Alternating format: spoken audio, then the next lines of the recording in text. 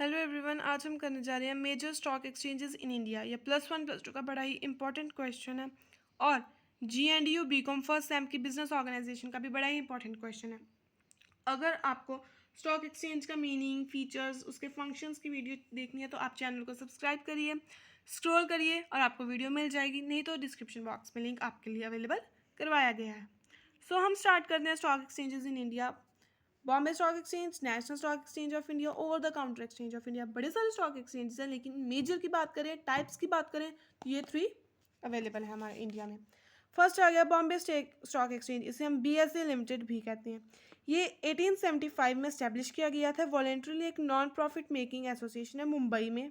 बॉम्बे नाम ही समझ आ रहा है कि पहले मुंबई को हम बॉम्बे कहते तो इसलिए इसका नाम बॉम्बे स्टॉक एक्सचेंज है और आजकल उसको हम मुंबई कहते हैं। तो ये मुंबई में है। ये एशिया के सबसे पुरानी स्टॉक एक्सचेंज और मेजर स्टॉक एक्सचेंज है जो इंडिया में है।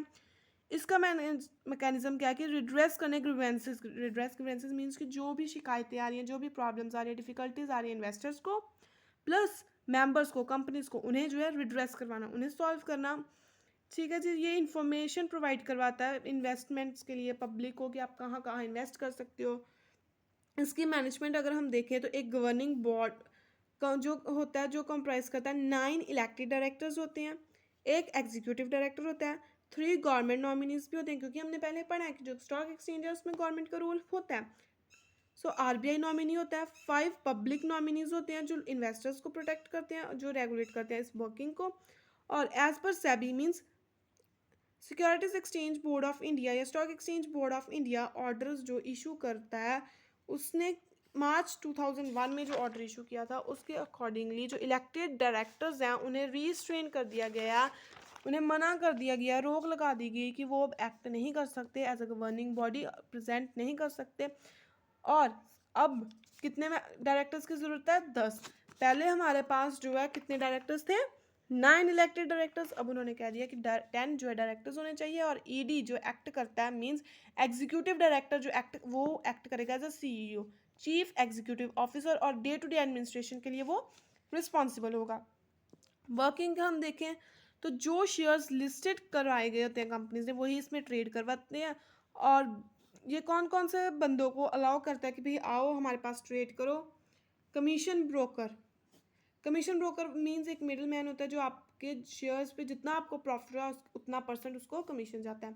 फ्लोर ब्रोकर, तरावानी वालास, akin to a jobber, the dealer in non clear securities, odd lot dealers जो फॉरेन सिक्योरिटीज में डील करते हैं, जो गवर्नमेंट सिक्योरिटीज में डील करते हैं। ये बंदों के अलग अलग बंदों के नाम हैं। ठीक है जी। नेक्स्ट आ गया, कहते हैं कि हम वर्किंग कर रहे हैं तो इन सभी में डील करते हैं और इसकी वर्किंग छोटी सी लिखती है कि जब एक डील होती है जो ट्रेडर एंटर करता है अप्रोप्रिएट डिटेल्स उस स्मॉल बुक्स में जिसको हम कहते हैं सोडा बुक्स, जहाँ पे एक बंदे की पूरी इंफॉर्मेशन होती है, कोई भी डील की डिटेल्स होती हैं ट्रेडर्स की, वो उसे कहते हैं सोडा बुक। जब ट्रेडिंग पीरियड एंड हो जाता है तो जितनी भी डिटेल्स होती हैं वो सारी सोडा शीट्स में ट्रांसफ़र की जाती हैं।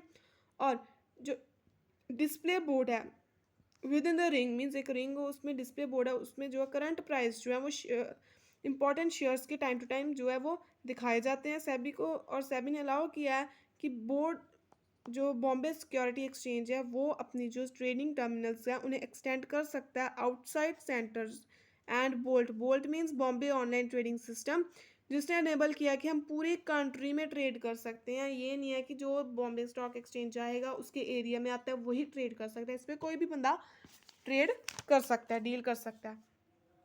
नेक्स्ट आ गया नेशनल स्टॉक एक्सचेंज। देखिए जो ये बॉम्बे स्टॉक एक्सचेंज के ये पॉइंट्स हैं, ये एक प्रॉपर आपको एज इट इज़ लर्न करने होंगे। इसमें कोई ये नहीं है कि आप इजी लैंग्वेज लिख सकते हो, ये एज इट इज़ ही आपको लर्न करने होंगे। हाँ, अगर ऐसे ऑब्जेक्टिव्स आ जाएं तो इनमें आप अपनी जो है वो वर्डिंग चेंज कर सकते हो, बट ये थोड़ी है कि जैसे national stock exchange of India NSEI 1993 में बनी, तो आप ये थोड़ी देख सकते हो कि नहीं भी मैं 1995 लिख दूँ, नहीं याद रहा, तो ये ऐसा नहीं चलेगा। ये इनकॉर्पोरेट कब हुई थी? नवंबर 1992 में। सेबी ने इसको रिकॉग्निशन कब दी? 1993 में। और इसने अपने ऑपरेशंस कमेंस कब किए? 1994 में। ये एक इलेक्ट्रॉनिक स्क्रीन बेस्ड सिस्टम है जहाँ पे मेंबर्स का इक्वल असेस है, कि हर मेंबर का इक्वल असेस है, इक्वल अपॉर्चुनिटीज़ है ट्रेड की, चाहे उनकी लोकेशन कहीं मर्जी हो एक कंट्री में, क्योंकि ये सारे सैटेलाइट नेटवर्क के थ्रू कनेक्टेड है, ये ऑनलाइन सिस्टम है। ऑब्जेक्टिव है इसका, फर्स्ट ऑब्जेक्टिव है कि nation wide trading facility provide करनी है। जो बॉम्बे स्टॉक एक्सचेंज है उसने तो BOLT जब आया तब उसने ऑनलाइन जो है अवेलेबिलिटी प्रोवाइड करवाई, लेकिन नेशनल स्टॉक एक्सचेंज का ऑब्जेक्टिव है कि nation wide trading facility provide हो, सो दैट कि रीजनल स्टॉक एक्सचेंजेस जैसे जो कि हैं वो कई बार धोखाधड़ी कर देते हैं, या उनके बड़े डिसएडवांटेज हैं, वो ट्रांसपेरेंसी नहीं दिखाते। सो इसीलिए जो नेशनल स्टॉक एक्सचेंज है इसको एस्टेब्लिश किया गया। एलिमिनेट अंडरकटिंग, जो ब्रोकर्स होते हैं ना वो रीजनल स्टॉक एक्सचेंज के, वो प्रॉफिट्स अर्न करते हैं अंडरकट करके प्राइसेस को।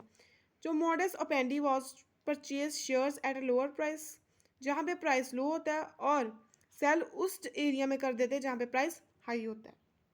मान लीजिए दो एरियाज हम लेते हैं, अमृतसर और नोएडा।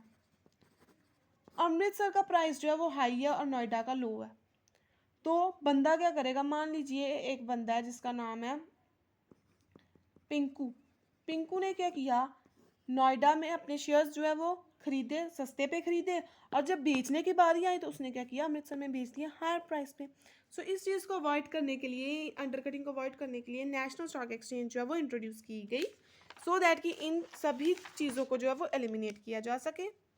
ठीक है, नेक्स्ट इसके ऑब्जेक्टिव्स आगे कि इसने ट्रांजैक्शंस को रेगुलेट करना है।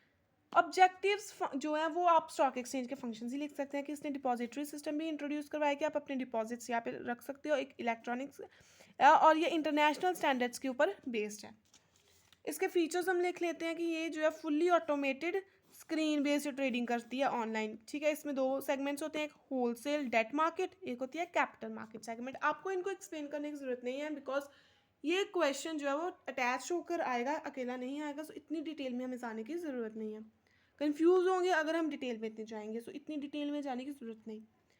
इट हैज़ ऑप्टेड, एक ऑर्डर ड्रिवन सिस्टम इसने अडॉप्ट किया, जिसके अकॉर्डिंग क्या होता है कि एक ट्रेडिंग मेंबर्स को प्लेस कंडीशंस दी जाती हैं कि उनकी प्राइस, उनका टाइम, उनकी साइज़ क्या है।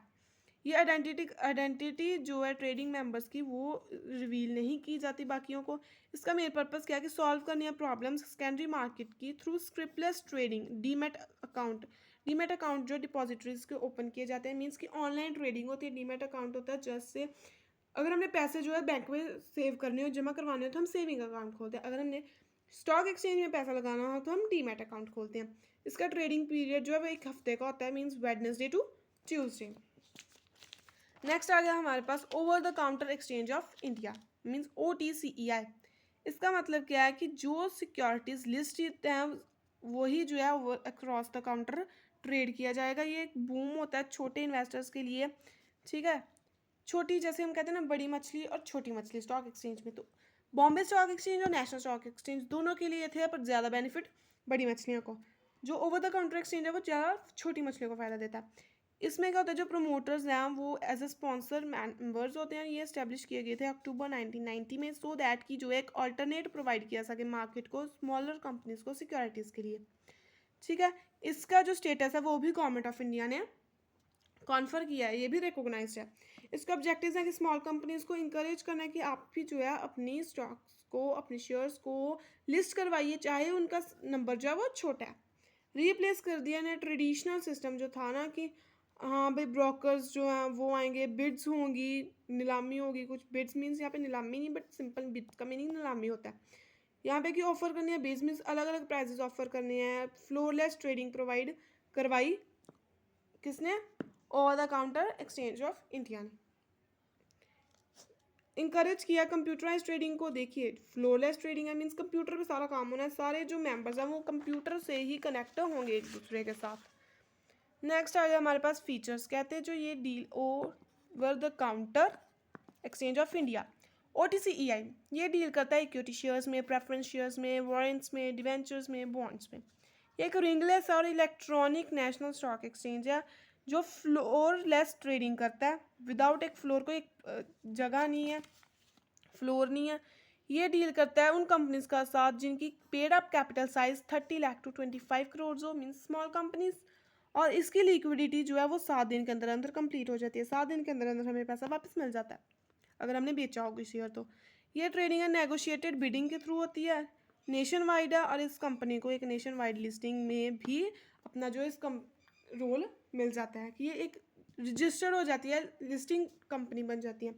सो इसके हमने कंक्लूजन में लिखते ना कि बड़े सारे मेजर स्टॉक एक्सचेंजेस हैं इंडिया में, बट ये जो ऊपर मेंशन किए ये मेन 3 थे। और भी हैं जैसे Delhi stock exchange, Chennai stock exchange. Company जो भी इन स्टॉक एक्सचेंज में सिक्योरिटी जिसकी भी लिस्टेड होती है उसको प्रेफरेंस मिलती है बाकी कंपनीज से। ठीक है जी। सो ये था हमारा topic major stock exchange of India. I hope आपको ये समझ आया हो, और समझ आया तो वीडियो को लाइक शेयर और कमेंट करके ज़रूर बताना कि आपको ये वीडियो कैसी लगी, और चैनल को सब्सक्राइब ज़रूर करना न्यू वीडियोज़ देखने के लिए। Thank you.